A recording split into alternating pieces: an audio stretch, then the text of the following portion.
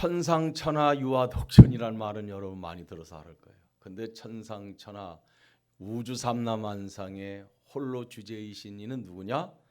예수 그리스도예요. 할렐루야. 예수는 태초에 계신 예수 그리스도예요. 태초라는 말은 인류가 시작되기 전부터 들어가는 말입니다.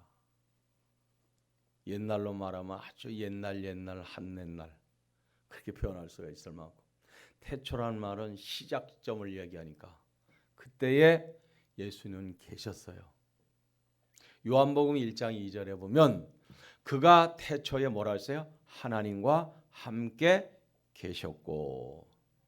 요한복음 1장 2절에 이 말씀은 지금으로부터 2000년 전에 2020년, 2022년이죠. 2000여 년 전에 예수님이 세상에 오셨을 때 그의 제자인 요한을 통해서 기록하신 말씀이에요. 그게 태초라고 하는 것은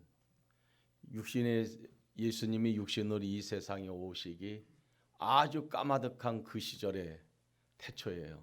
하나님과 함께 계신 분.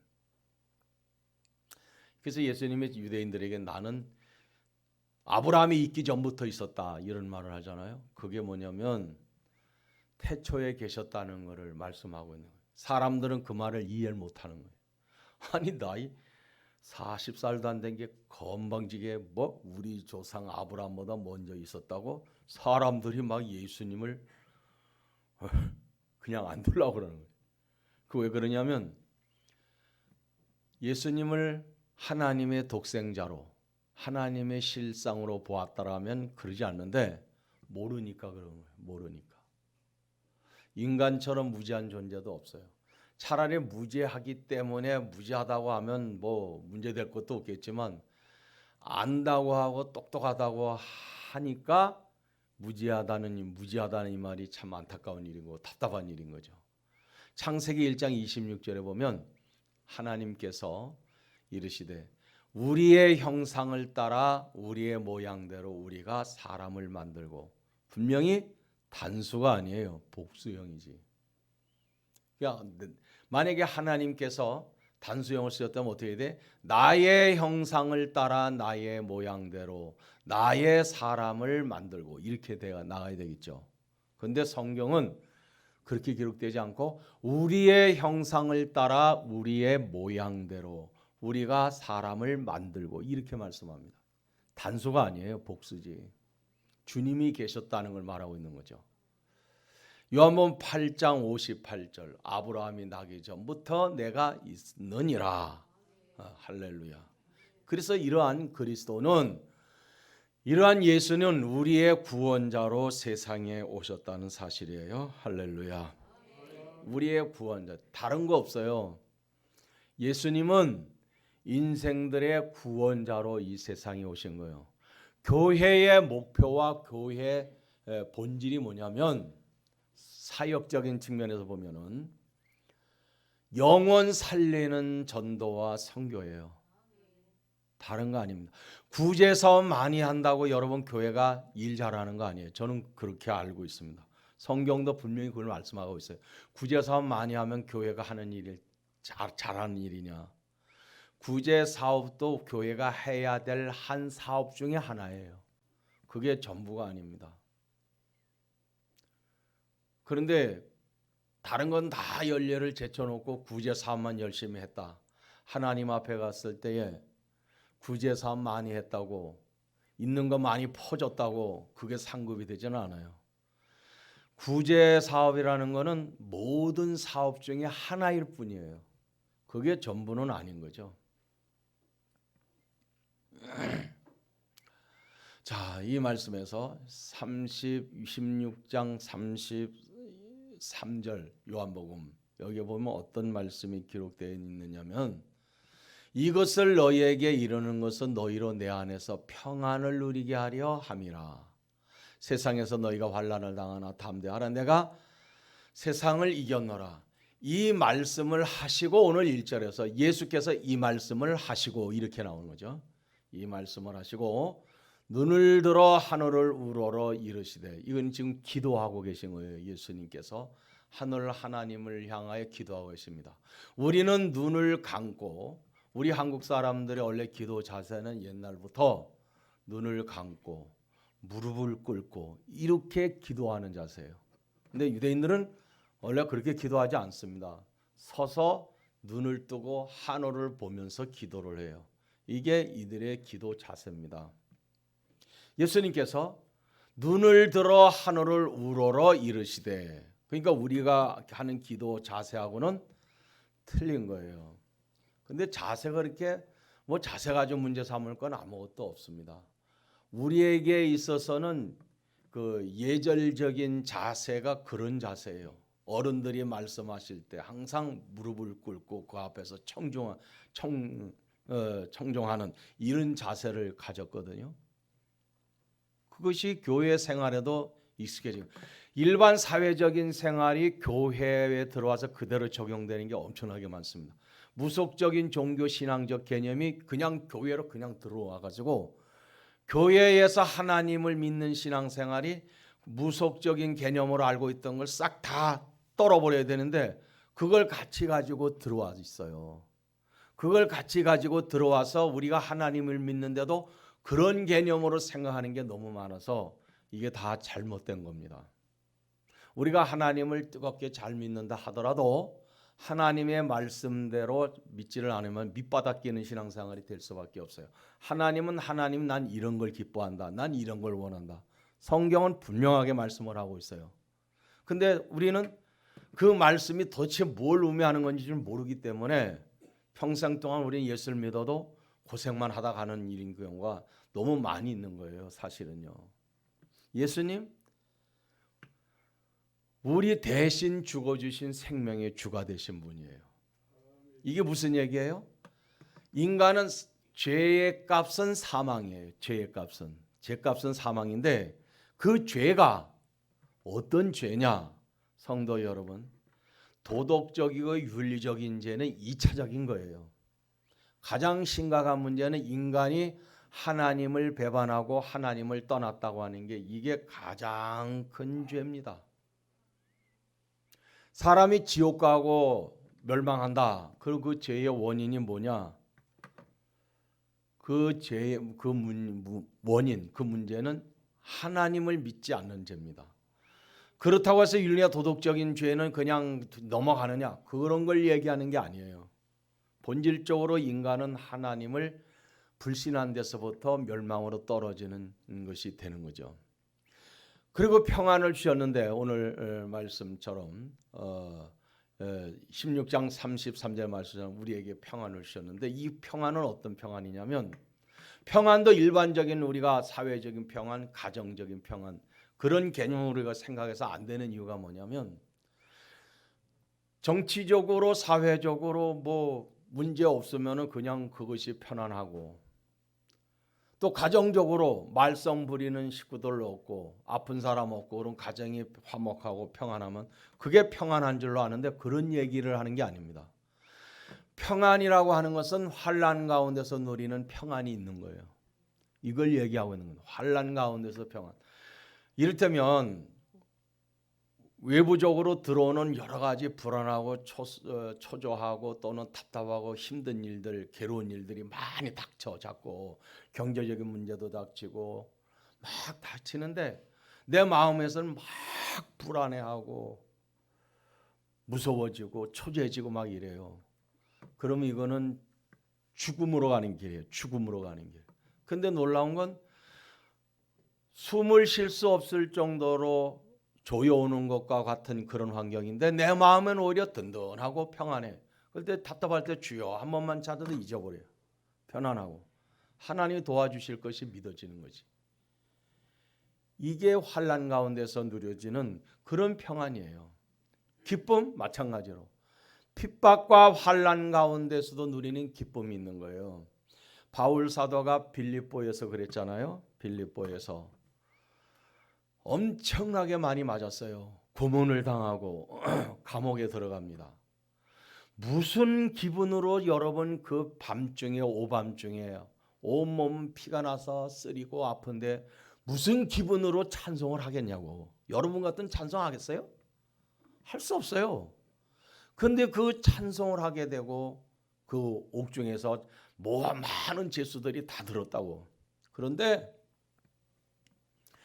마음 그 고통 속에서도 찬송 부를 수 있는 이 기쁨, 이게 성령님이 함께하는 기쁨이거든요.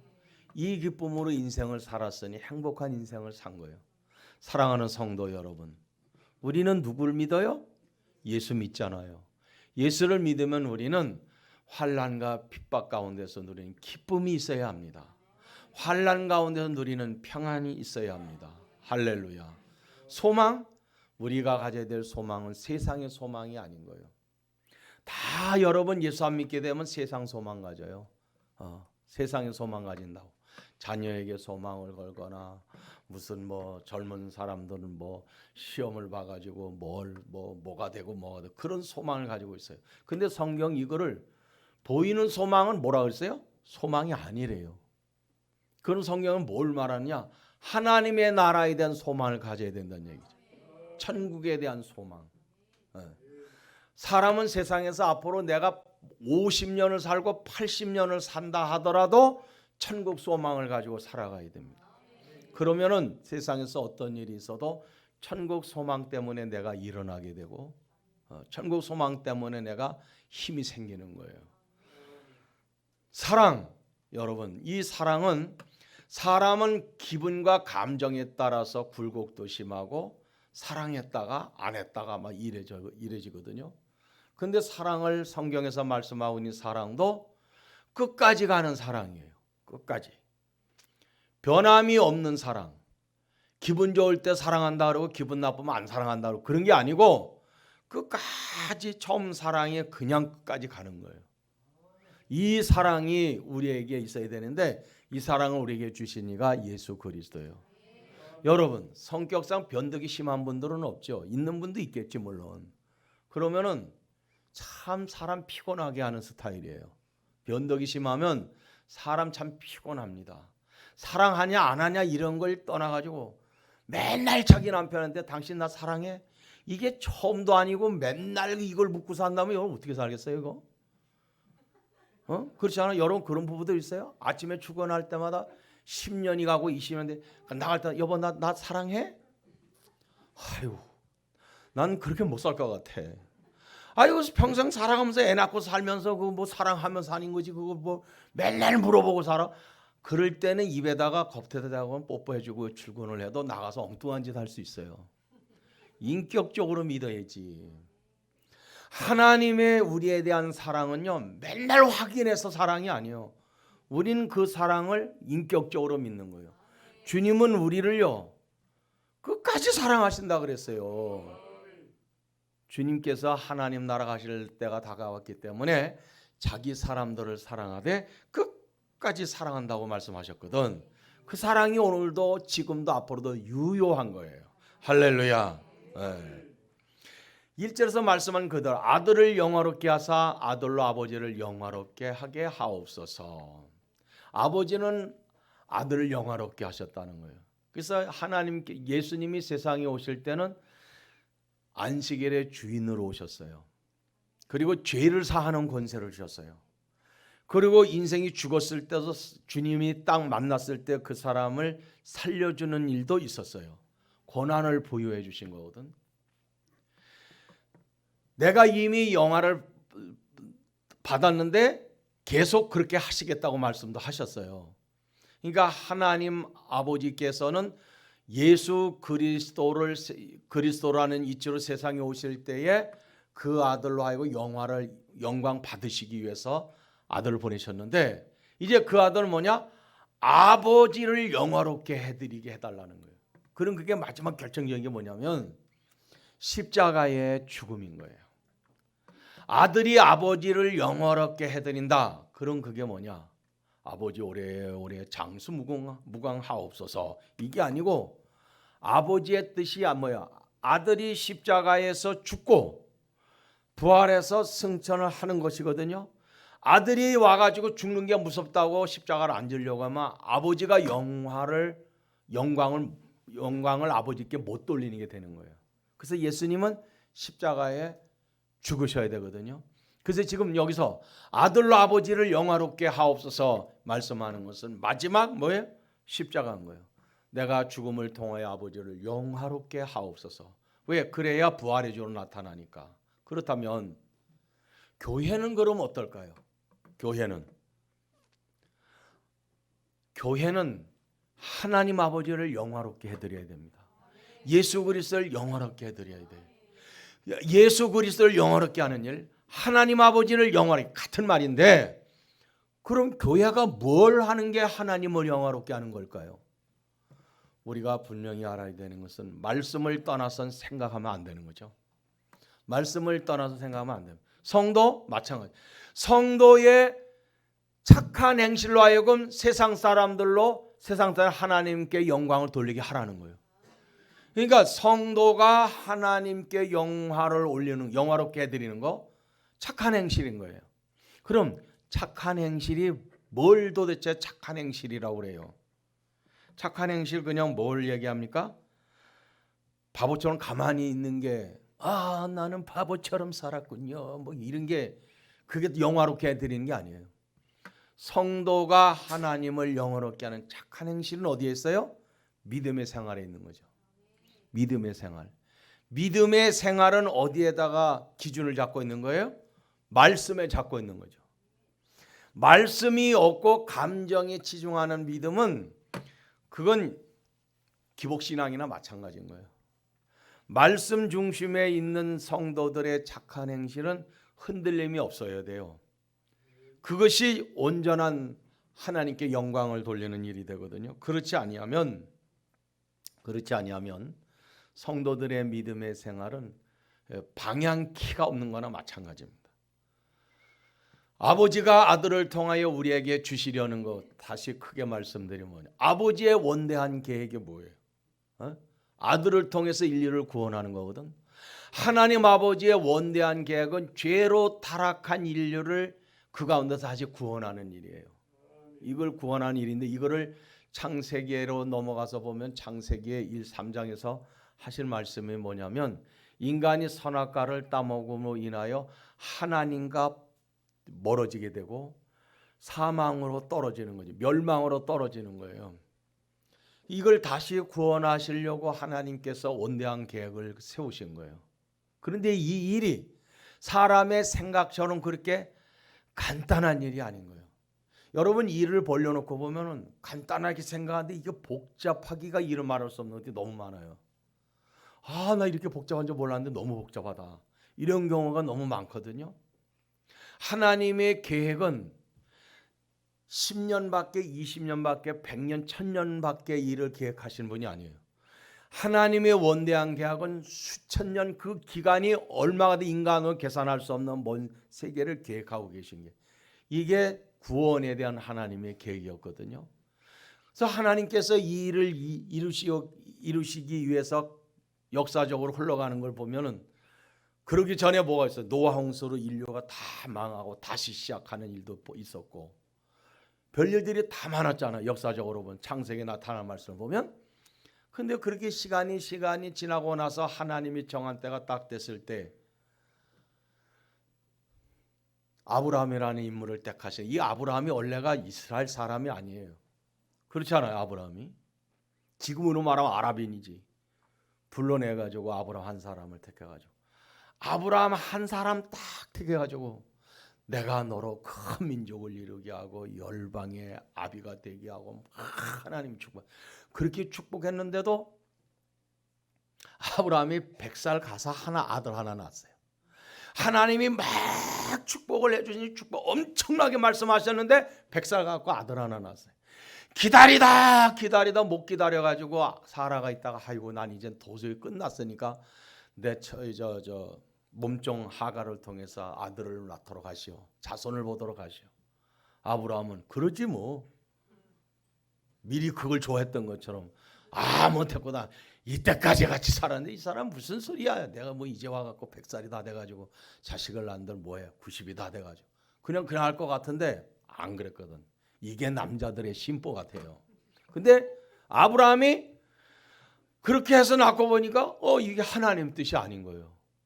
일이 이제 사고가 터진 거지. 그때부터. 그 하나님이 아니라는 거예요. 또 그냥 가는 거예요. 나이가 100살 됐는데 그때서 하나님이 아들을 하나 주시는 거지. 하나님이 열국의 아비가 되게 하고 많은 걸 복주겠다고 하셨으면은 뭐 까짓 거 마누라도 한 10명 넣고 1년에 수십 명씩 막 애들을 좀 낳아야 되고 뭐 그래 열국의 아비가 되든지 뭘 되든지 할 거 아니겠어요?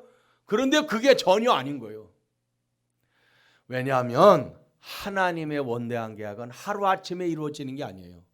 하루아침 사이에 이루어지는 일도 물론 있죠. 그런데 원대한 계약은 먼 미래를 두고 일하시기 때문에, 왜냐하면 하나님한테는 나이가 없어요.